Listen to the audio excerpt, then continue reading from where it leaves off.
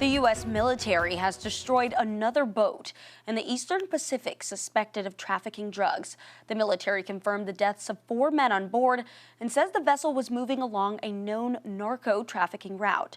The U.S. has conducted more than 20 such strikes on suspected drug trafficking boats since early September, killing at least 87 people. This comes after Secretary of Defense Pete Hegseth faces criticism for a strike in September that reportedly targeted unarmed survivors floating in the water. Lawmakers on Capitol Hill were shown a video of that strike behind closed doors. They remain divided on what they saw, some even calling for the Justice Department to launch a war crimes investigation. Well, good evening to you. I'm Isley Gooden in for Chris May tonight. Arkansas Senator Tom Cotton, who chairs the Senate Intelligence Committee, is among those who say the Navy admiral who ordered the strike acted appropriately. The Senate sat down with our Tyree White, who joins us in studio now. Tyree. Well, Cotton has been very vocal about his support for these strikes, especially one that's been the topic of discussion for lawmakers after the U.S. struck an alleged drug boat once and then again, even with 2 survivors on board. Critics call it a war crime, but Cotton calls it necessary. I think it's important that we treat these drug cartels like the foreign terrorist designated organizations they are. Arkansas Senator Tom Cotton is extremely supportive of President Donald Trump's self-proclaimed war on drug cartels in the Southern Caribbean and Eastern Pacific.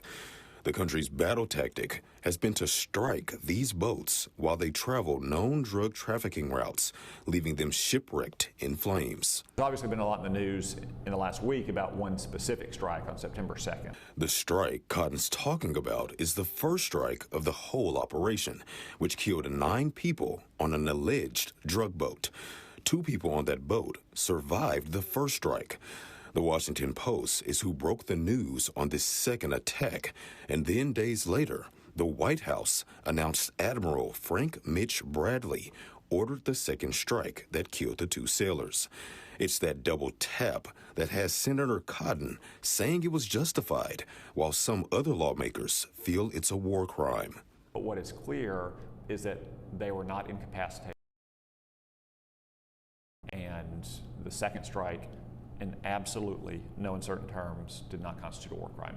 Cotton is one of the lawmakers who got to see the video of this second strike yesterday while at a brief on Capitol Hill.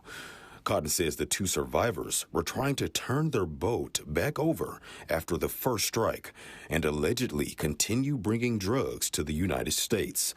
Other lawmakers have said that's not what they saw. The Department of Defense law states you can't attack a threat once it's been shipwrecked and can no longer fight.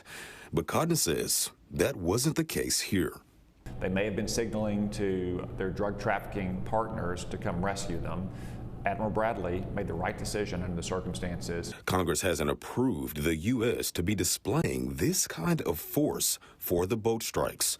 So we asked Senator Cotton, what is Congress doing to ensure that we get the truth about who's ordering these attacks and how they went down?